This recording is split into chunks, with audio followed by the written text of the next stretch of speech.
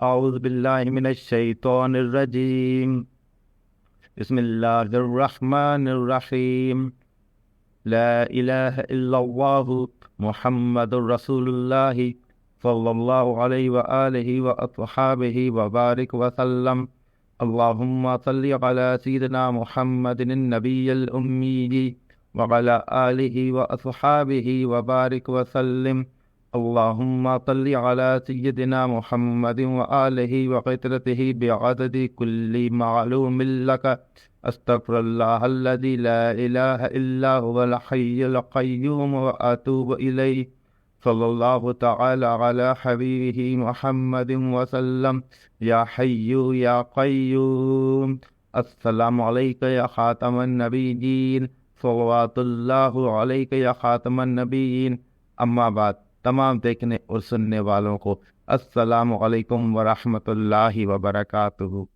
آج کا جو موضوع ہے وہ موضوع ہے اجتماعی ذکر۔ تو ہم بسم اللہ کرتے ہیں اور پڑھنا شروع کرتے ہیں۔ اجتماعی ذکر کے بارے میں مولانا علی یار خان صاحب فرماتے ہیں، فیض الباری پر درج ہے کہ علامہ ابن حجر عسقلانی رحمۃ اللہ علیہ نے مصر میں مجلس ذکر قائم کی تھی، پھر یہ مجلس نابود ہو گئی، پھر امام سیوطی رحمۃ اللہ علیہ نے اپنے زمانے میں قائم کی، پھر ان کے بعد منقطع ہو گئی۔ معلوم ہوا کہ متقدمین محدثین مجالس ذکر قائم کرنے کا اہتمام کیا کرتے تھے، اور فیض الباری پر ہے کہ نماز کے بعد سلف صالحین میں یہ دستور تھا کہ مجلس ذکر قائم کرتے تھے۔ اس ذکر میں جو خاص سنت ہے وہ اس امر کی متقاضی ہے، وہ نمازوں کے بعد عام حدیثوں سے ثابت ہے، اور مدخل ابن حاج مالکی میں ہے کہ سلف صالحین یعنی صحابہ تابعین نماز فجر اور عصر کے بعد مسجد میں حلقہ ذکر کرتے تھے۔ ان کے ذکر کی آواز شہد کی مکھی کی بھن بھناہٹ کی طرح ہوتی تھی۔ ذکر کی یہ صورت ذکر خفی ہے یا پاس انفاس، جس کا نقش بندیہ کے ہاں خاص اہتمام کیا جاتا ہے۔ تو یہ دلیل اور ثبوت ہے اجتماعی ذکر کا۔ پہلے ہی یہ بیان ہو چکا ہے کہ ذکر الہی کمیت اور کیفیت کے اعتبار سے متعلق ہے۔ اس اصول کے پیش نظر صوفیہ کرام نے ضرورت، مناسبت، موزونیت اور افادیت کے اعتبار سے جو صورت بہتر سمجھی اسے اختیار کر لیا۔ کہیں انفرادی طور پر ذکر کرنے کی تلقین کی، کہیں اجتماعی ذکر کی صورت اختیار کی، مگر بعض نادان لوگ اجتماعی ذکر اور حلقہ ذکر کو بدعت کہہ دیتے ہیں، حالانکہ مذکورۃ الصدر اصول کی بنا پر ہے۔ اسے بدعت کہنا غلطی ہی نہیں بلکہ اپنے وجود میں اس کو بدعت کہنا خود ایک بدعت ہے۔ اور آپ اپنے آپ کو صلی اللہ علیہ وسلم ان لوگوں کے ساتھ مقید رکھا کیجئے جو صبح شام اپنے رب کی عبادت محض اس کی رضا جوئی کے لیے کرتے ہیں۔ یہ قرآن پاک میں موجود ہے، جس میں ہم کو اجتماعی ذکر کا ثبوت ملتا ہے۔ اس آیت کے حصہ مع الذین سے اجتماعی ذکر اور حلقہ ذکر کا ثبوت ملتا ہے۔ حضور اکرم صلی اللہ علیہ وآلہ وسلم کو بھی ان کی معیت کا حکم ملا ہے۔ اس سے ذکر اجتماعی کی فضیلت بھی ظاہر ہو گئی، اور ایک حدیث اس کی تائید میں ہے۔ حضور صلی اللہ علیہ وسلم نے فرمایا کہ ملائکہ اہل ذکر کو تلاش کرتے پھرتے ہیں، جہاں کہیں انہیں ذاکرین کی کوئی جماعت مل جاتی ہے اپنے ساتھیوں کو بلاتے ہیں کہ یہ ہے وہ چیز جس کی تمہیں تلاش ہے، چنانچہ وہ ملائکہ ذاکرین کو آسمانی دنیا تک اپنے پروں سے ڈھانپ لیتے ہیں، یہاں تک کہ فرمایا کہ اللہ تعالیٰ فرماتا ہے کہ میں تم کو گواہ بناتا ہوں کہ میں نے ان لوگوں کو بخش دیا ہے۔ پھر ان میں سے ایک فرشتہ کہتا ہے کہ فلاں آدمی تو اہل ذکر سے نہیں، وہ تو اپنے کام کے لیے آیا تھا۔ پھر اللہ تعالیٰ فرماتا ہے کہ یہ ایسی مجلس ہے جس میں بیٹھنے والا بدبخت نہیں رہ سکتا۔ اس روایت سے یہ ثابت ہوا کہ مجالس ذکر قائم کرنا ایسا محمود عمل ہے کہ ملائکہ کرام مجالس ذکر کی تلاش میں پھرتے رہتے ہیں، کیونکہ ملائکہ اور ذاکرین میں مناسبت ہے، جیسا پہلے ذکر ہو چکا ہے۔ ذکر الہی ایسی عبادت ہے جس پر مغفرت کا اعلان کیا جاتا ہے، کسی اور عبادت پر نہیں۔ وسیلہ صلحاء اور صحبت مشائخ کا محمود ہونا ثابت ہوا۔ ذاکرین کی جماعت میں شمولیت سے بھی بدکار نجات حاصل کر لیتا ہے۔ اولیاء کی ذرا سی محبت ایماندار آدمی کو جنت بنا دیتی ہے۔ مجالس ذکر قائم کرنے کا حکم۔ حضور صلی اللہ علیہ وسلم نے فرمایا کہ کیا میں ایسے بہترین عمل کی خبر نہ دوں جس سے تم دنیا اور آخرت کی بھلائی سمیٹ لو؟ سنو، مجالس ذکر کو لازم پکڑو۔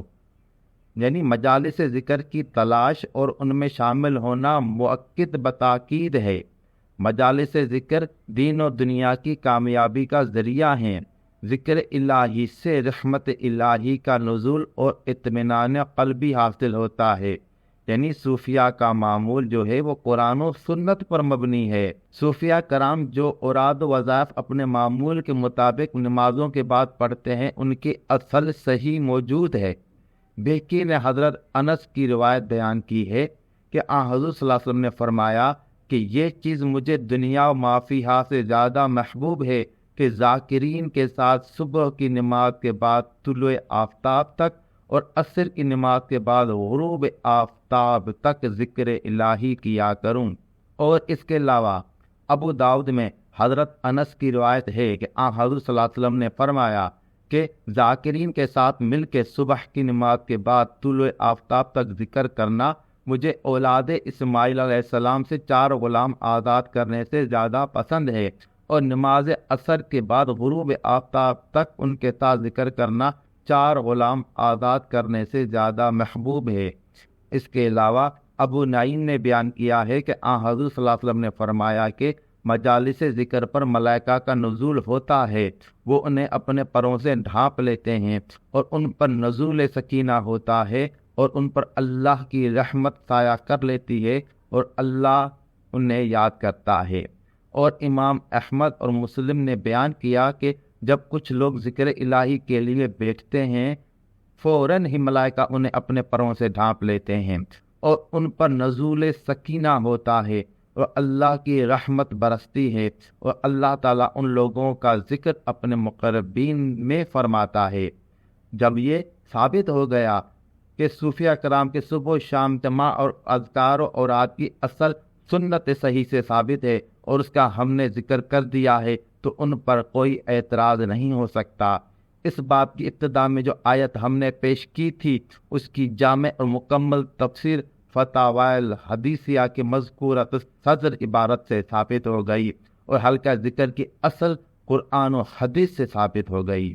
قرآن کریم سے حلقہ ذکر کے ثبوت کے ساتھ سے تفسیر کلام الملوک ملوک الکلام میں زیر آیت قرآنی کی تفسیر سے یہ بات واضح ہو گئی کہ حلقہ ذکر یعنی اجتماعی صورت میں ذکر کہنا مؤید بالقرآن ہے، اور صاحب تفسیر نے حلقہ ذکر کے فوائد کی بھی نشاندہی کر دی۔ ان میں نشاط اور تقویت کا احساس تو عام ہے، مگر تعاقب سے برکات کا مشاہدہ صرف اہل نظر کو ہی ہو سکتا ہے، اور مجموعی طور پر اس کی عجیب تاثیر کی کیفیت الفاظ کے ذریعے بیان نہیں ہو سکتی، اور جو لوگ الفاظ سے کھیلتے ہیں نا، انہیں ان کیفیات کا علم ہو تو کیوں کر لہٰذا اپنی محرومی کو چھپانے کے لیے انکار کا سہارا لیتے۔ اور فضیلت ذکر الہی میں جو دلائل موجود ہیں، اس میں ہم دیکھتے ہیں کہ یہ ذکر الہی تمام عبادات سے افضل ہے۔ یعنی قرآن مجید میں ذکر الہی کے صلے میں ایک ایسی نعمت کا وعدہ کیا گیا ہے جس سے بڑی نعمت مومن کے لیے اور کوئی نہیں ہو سکتی، کیونکہ قول اللہ تعالی فاذکرونی اذکرکم، یہ وعدہ صرف ذکر الہی کے ساتھ مختص ہے کہ تم اللہ کا ذکر کرو، اللہ تیرا ذکر کرے گا، اور ظاہر ہے کہ جسے اللہ تعالیٰ یاد کرے اس سے زیادہ خوش نصیب کون ہو سکتا ہے۔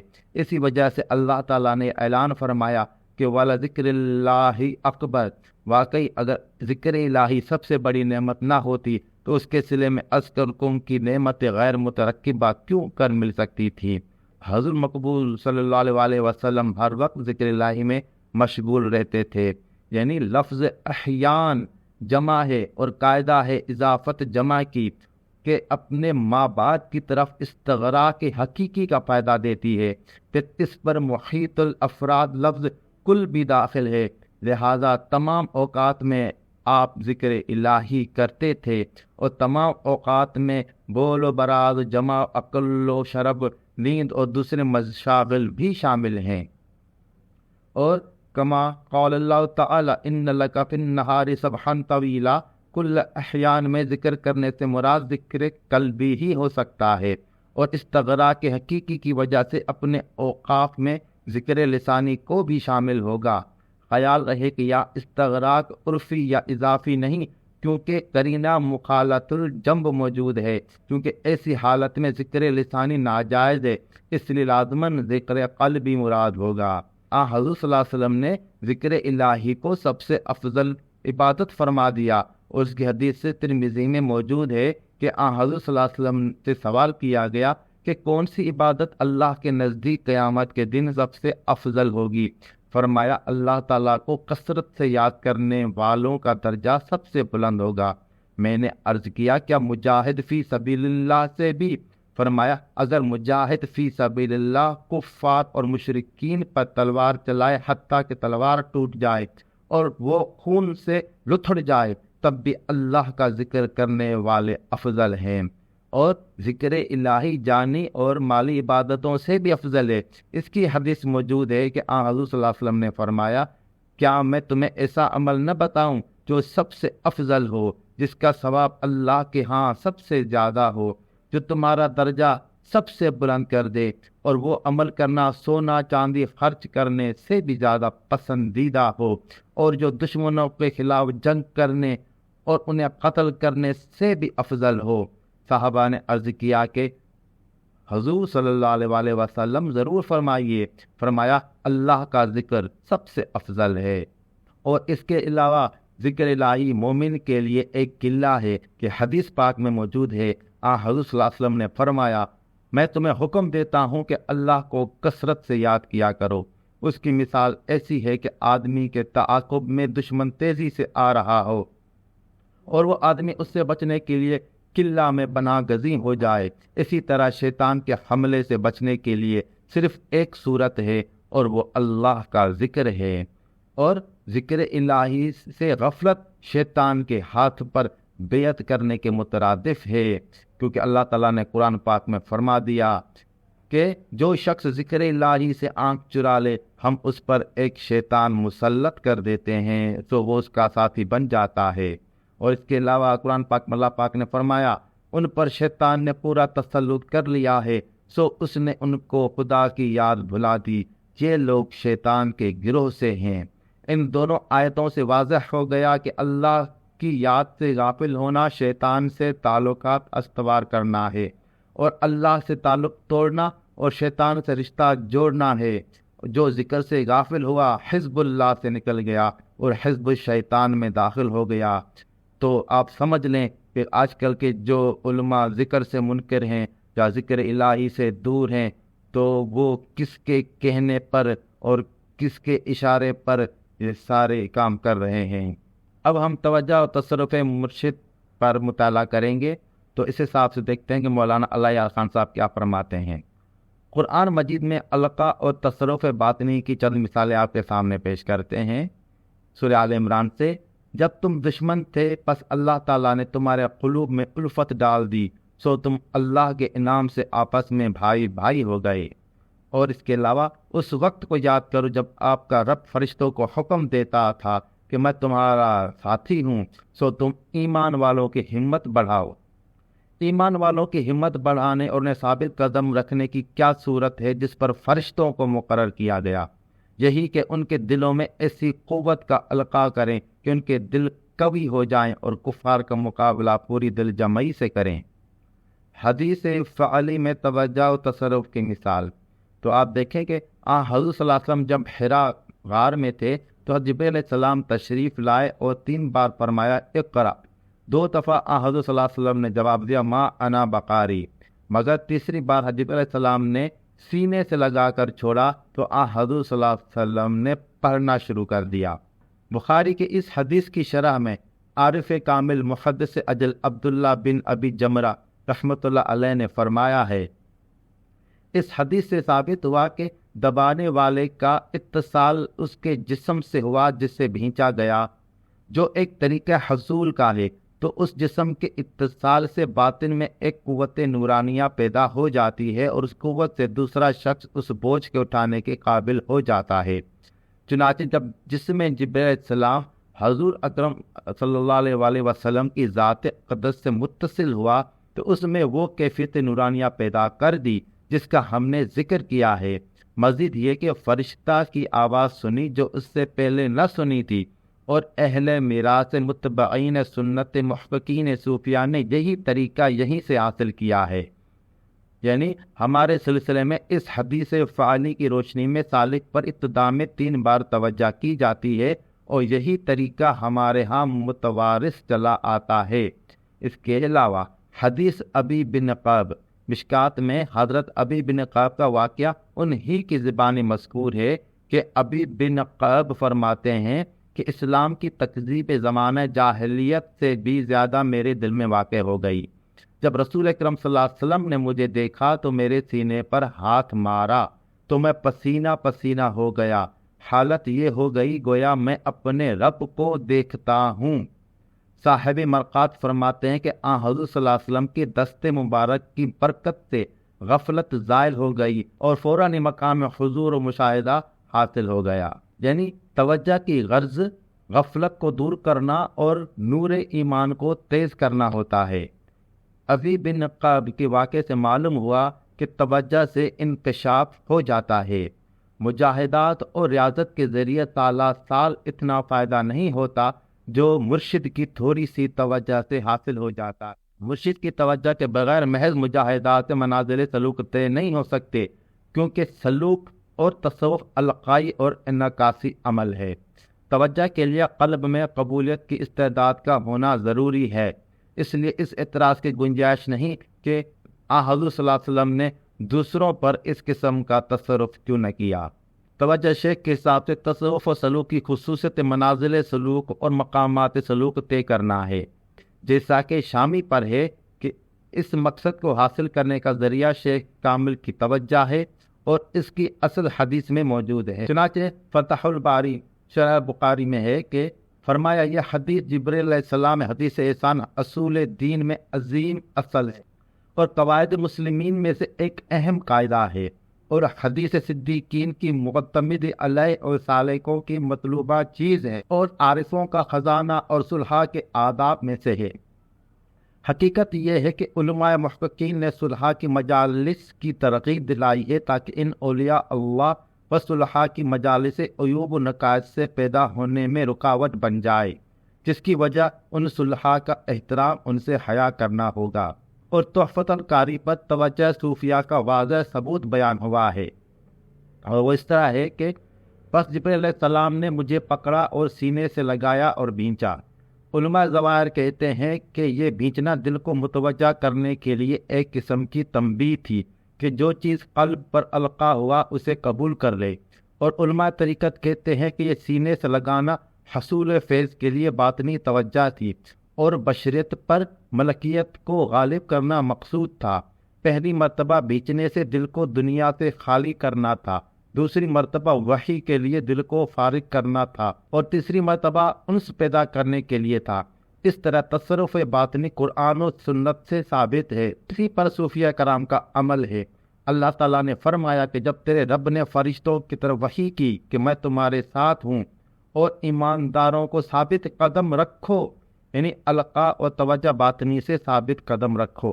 ہمارے سلسلہ نقشبندیہ اویسیہ میں اسی حدیث کے مطابق مبتدی سالک کو 3 مرتبہ توجہ دی جاتی ہے۔ پہلی توجہ سے مقصد روحانی شکل کی درستی ہوتی ہے، دوسری دفعہ رفع نخوست کے لیے، اور تیسری بات تنویر قلب کے لیے۔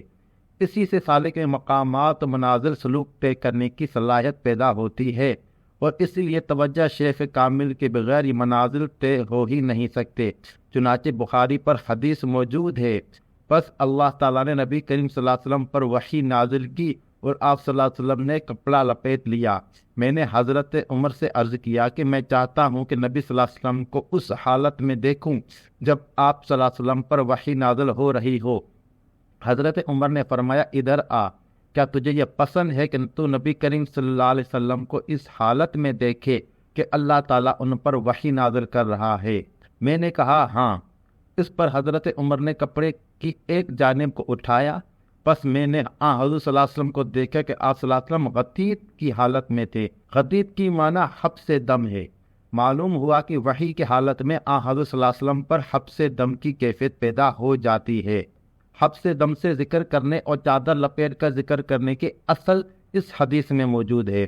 صوفیہ کرام پاس انفاس کے طریقے یا حبس دم سے جو ذکر کراتے ہیں اس کی اصل بھی اسی حدیث میں موجود ہے۔ صوفیہ کرام جو مراقبہ کراتے ہیں جس کا مطلب فیض الہی کا انتظار ہے، وہی کیفیت ہے جو نبی کو اس وقت ہوتی تھی جب نزول وحی کے وقت احکام الہی کا انتظار ہو رہا ہوتا تھا۔ اس حدیث سے مراقبے کی اصل بھی ثابت ہوتی ہے۔ ماشاءاللہ، جزاک اللہ۔ آج ہم نے جو ہے اجتماعی ذکر اور اس کے متعلقات میں مطالعہ فرمایا، اور اس کے علاوہ ہم نے مرشد کی جو توجہ ہے، جو القاء ہے، اس پر دلال کر مطالعہ کیا۔